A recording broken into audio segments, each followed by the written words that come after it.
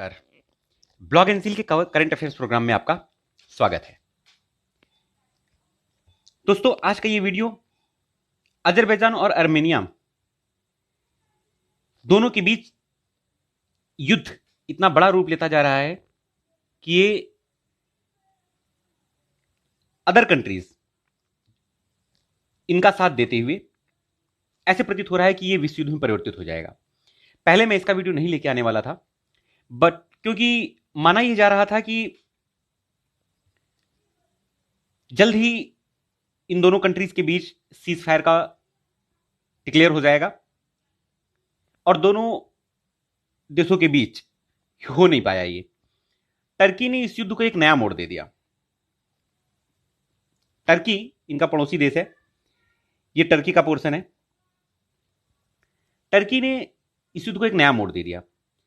अब आर्मेनिया का सबसे अच्छा दोस्त है रसिया। रसिया आर्मेनिया काफी अच्छे फ्रेंड्स के तौर पे हैं, तो इसमें रसिया भी इंटरफेयर कर सकता है और अन्य देशों के भी चांसेस हैं कि वो इंटरफेयर कर सकता है, क्योंकि अजरबैजान के रिलेशन इजराइल के साथ भी अच्छे हैं। ईरान भी सपोर्ट कर रहा है, पाकिस्तान ने भी सपोर्ट करना शुरू कर दिया है अजरबैजान को। अजरबैजान एक मुस्लिम कंट्री है, तो चांसेस ये हैं कि यह एक नए विश्व युद्ध का मोड़ ले सकता है। तो मैंने सोचा कि अब इस वीडियो को कवर करना ज्यादा जरूरी हो गया है। अजरबैजान और आर्मेनिया ये दो छोटे छोटे देश हैं। मैप में देखते हैं अजरबैजान और आर्मेनिया कहां पे लोकेटेड है। देखिए, ये हमारा इंडिया है। इंडिया से हम उत्तर पश्चिम में जाएंगे।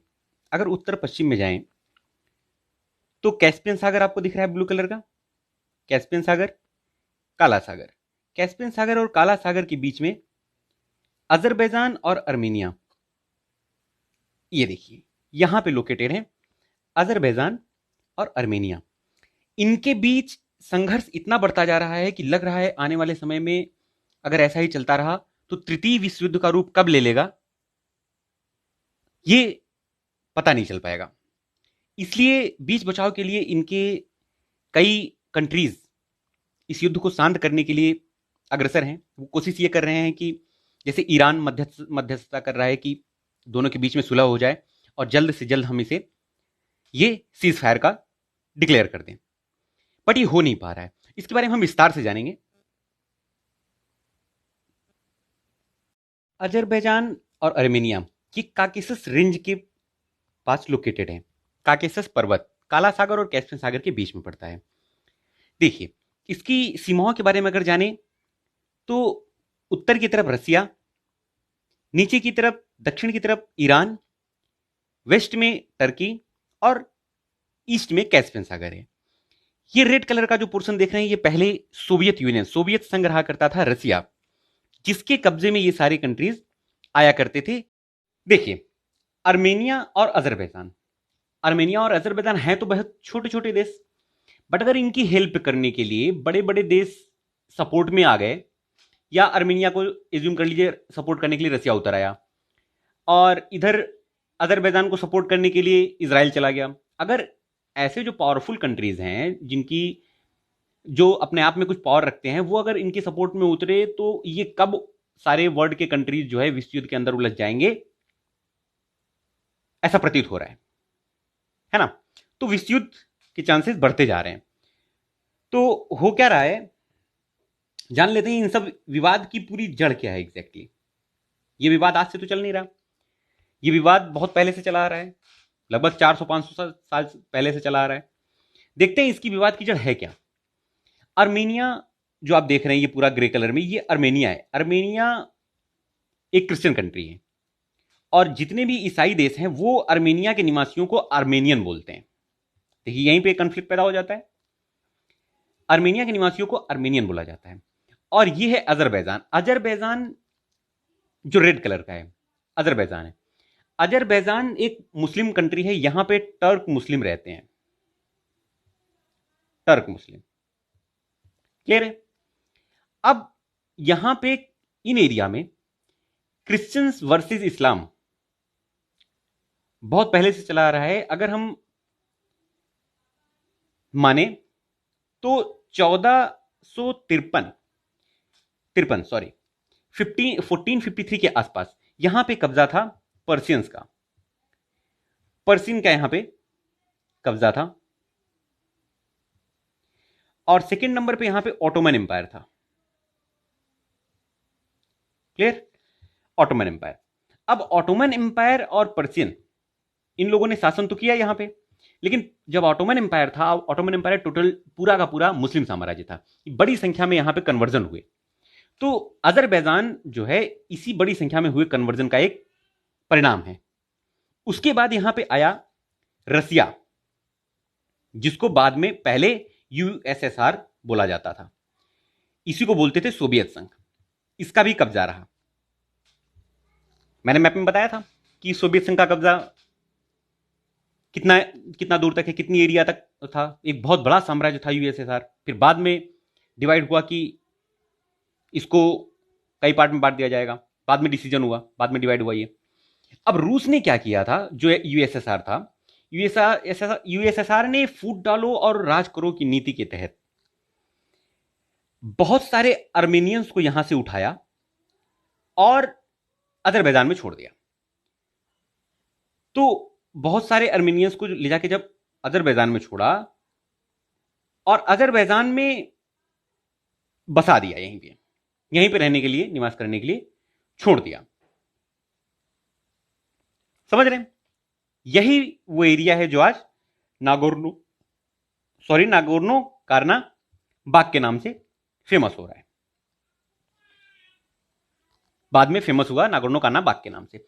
1988 के आसपास अगर हम ऑब्जर्व करें, 1988 के आसपास जब यूएसएसआर मतलब सोवियत संघ को कई पार्ट में बांटे जाने का निर्णय हुआ, तो अर्मेनिया और अजरबैजान ने अपनी अपनी स्वतंत्रता घोषित कर दी।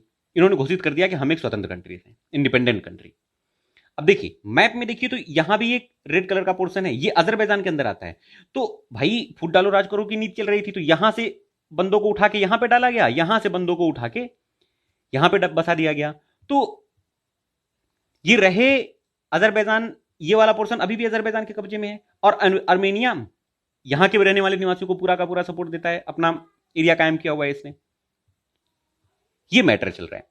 अब देखिए, अब नागोर्नो काराबाख का जो एरिया है तो ये अजरबैजान में, बट यहां कब्जा आर्मेनिया का है। इस एरिया में कब्जा आर्मेनिया का है। यहां लगभग 1 करोड़ के आसपास आबादी भी कम नहीं है, 1 करोड़ के आसपास आबादी थी। 1988 से 1994 के आसपास यहां पर काफी ओप हो रही, काफी हरकतें होती रही, लड़ाइयां होती रही कई बार। यहां पे अगर देखा जाए तो एक इस नागोर्नो काराबाख में एक ग्रुप रहा करता था, सेपरेटिस्ट ग्रुप था, जो बहुत ज्यादा सुर्खियों में रहा। और सेपरेटिस्ट ग्रुप के और अजरबैजान के बीच में जो है खुलकर विरोध होता रहा, है ना। और अर्मेनिया ने नागोर्नो काराबाख के जो सेपरेटिस्ट थे इनको खुलकर सपोर्ट किया। देखिएगा हिस्ट्री है थोड़ी सी, लेकिन क्लियर हो जाएगा ये युद्ध हो क्यों रहा है। अब इससे क्या हुआ कि युद्ध तो कई बार हुए। अब जो सेपरेटिस्ट ग्रुप था उन्होंने अजरबैजान के लोगों पर अटैक करना शुरू कर दिया। जब अजरबैजान पे अटैक करना शुरू कर दिया, अजरबैजान कमजोर पड़ने लगा जब अर्मेनिया ने सपोर्ट कर दिया था। इसके साथ ही इधर रसिया ने अर्मेनिया को फुल सपोर्ट कर रखा था उस टाइम पे। रसिया आज भी, अर्मेनिया जो है रसिया का बहुत अच्छा दोस्त है। अर्मेनिया और रसिया काफी अच्छे फ्रेंड हैं। 1994 के आसपास अगर हम देखें, 1994 के आसपास सेपरेटिस्ट ग्रुप ने नागोर्नो काराबाख के आसपास का जो एरिया था अर्मेनिया से लगा हुआ 1994 की बात कर रहा हूं मैं, के आसपास नागोर्नो काराबाख के जो सेपरेटिस्ट थे उन्होंने इस एरिया को, ध्यान से देखिएगा, इस एरिया को अपने कब्जे में ले लिया। ठीक है, ये एरिया जो व्हाइट मैंने अभी मार्क किया, ये एरिया इन्होंने अपने कब्जे में कर लिया। और किस लिए कि ये अर्मेनिया का सपोर्ट था, ये तो अर्मेनिया से इनका आना जाना लगा रहेगा और अर्मेनिया इनका फुल सपोर्ट कर ही रहा था, है ना। तो यही एरिया, ये टोटल एरिया जो है, ये फसाद की जड़ है, झगड़े की जड़ है। और ये जो जीता हुआ एरिया था, इसे सेपरेटिस्ट ग्रुप ने क्या कहा, इसे रिपब्लिक कहा, नागोर्नो कारनाबाख रिपब्लिक। ये एरिया नागोर्नो कारनाबाख रिपब्लिक कहा गया। ठीक है, जैसे ये वही टाइप का एरिया, डिस्प्यूटेड एरिया है, जैसे हिंदुस्तान पाकिस्तान का ले लो तो कश्मीर है, उसी प्रकार अर्मेनिया और अजरबैजान के बीच में ये वाला एरिया, जो व्हाइट वाला पोर्शन में मार्क कर रहा हूं, ये वाला एरिया नागोर्नो कारनाबाख रिपब्लिक जो है बना हुआ है। इनको लेकर टकराव चल रहा है। अभी क्या है कि टर्की ने क्या किया, टर्की ऑटोमन एम्पायर के रूप में अपने आप को प्रूफ करने की कोशिश तेज कर रहा है। अजरबैजान के सपोर्ट में फुल खड़ा हो गया है, फुल खड़ा हो गया है कि अजरबैजान के फुल सपोर्ट में हूं। भाई अजरबैजान मुस्लिम कंट्री है, सुन्नी मुस्लिम्स का, और टर्क में भी सुन्नी मुस्लिम ज्यादा रह रहे हैं। अब ईरान के साथ क्या है कि ईरान अजरबैजान के साथ भी बॉर्डर बनाता है और अर्मेनिया के साथ भी बॉर्डर बनाता है। ये देखिए, ये ईरान का बॉर्डर है, यहां पे भी ईरान टच कर रहा है, ईरान दोनों के साथ बॉर्डर बना रहा है। तो ईरान सपोर्ट तो खुल के किसी को नहीं कर रहा है, बट ये दोनों के बीच बीच बचाव कर रहा है कि मामला शांत हो जाए और ये सीज फायर का डिसीजन दे दें। ये युद्ध को बढ़ाना नहीं चाहते हैं, क्योंकि सब जानते हैं युद्ध को बढ़ाने से नुकसान बहुत ज्यादा होता है, बट ये युद्ध रुकने का नाम नहीं ले रहा है। सब एक दूसरे की सुर्खियों में आ रहा है कि उनके टैंक को डिस्ट्रॉय किया, आर्मेनिया ने कई हेलीकॉप्टर्स को उड़ा दिए और कई लोगों की जान जा चुकी है। इसका सबसे बड़ा फायदा चाइना उठाएगा। देखिए, अगर ऐसा हुआ, ये विश्व युद्ध का रीजन क्यों बन सकता है, इसका सबसे बड़ा फायदा अगर चाइना उठाना चाहे तो उठा सकता है, अगर रसिया अर्मेनिया के बीच, अर्मेनिया के सपोर्ट में आके खड़ा हो सकता है, खड़ा हो जाए, तो 99% चांसेस हैं कि ये चाइना जो है 99% सपोर्ट करने के चांसेस में अजरबैजान के। अब रसिया क्या करता है कि व्यापार इनके साथ रखता है, बट रसिया के रिलेशंस अर्मेनिया के साथ इतने अच्छे हैं कि युद्ध अगर की बात आई सपोर्ट करने की, तो अर्मेनिया को सपोर्ट करेगा। और इंडिया की बात अगर हम करें, तो इंडिया ने अर्मेनिया के साथ अभी काफी ज्यादा डील्स की हैं, डिफेंस डील की हैं, और काफी ज्यादा इक्विपमेंट्स, डिफेंस के जो मिसाइल्स और एयरक्राफ्ट हैं वो भी शेयर करने की बात करी है। अर्मेनिया से कुछ सुखोई देने की बात कर दी है रसिया ने। तो काफी ज्यादा अर्मेनिया के साथ रिलेशंस अच्छे हैं, और इधर अजरबैजान के इजराइल के साथ काफी अच्छे रिलेशंस हैं। तो ये सारे कंट्रीज एक दूसरे के सपोर्ट में आ जाएं और कहीं सिचुएशन बिगड़ ना जाए, ये सब जो है मामला उठ रहा है। अभी क्या है कि ये जो एरिया है, इसी की वजह से इतना पूरा बवाल हो रहा है। ठीक है, आशा करता हूं आपको वीडियो में काफी कुछ जानने को मिला होगा, और वीडियो को लाइक शेयर और सब्सक्राइब करना ना भूलें। मिलते हैं अगली वीडियो में, तब तक के लिए नमस्कार। अगर इसके बारे में कोई अपडेट होगा तो मैं आपको जरूर दूंगा। नमस्कार।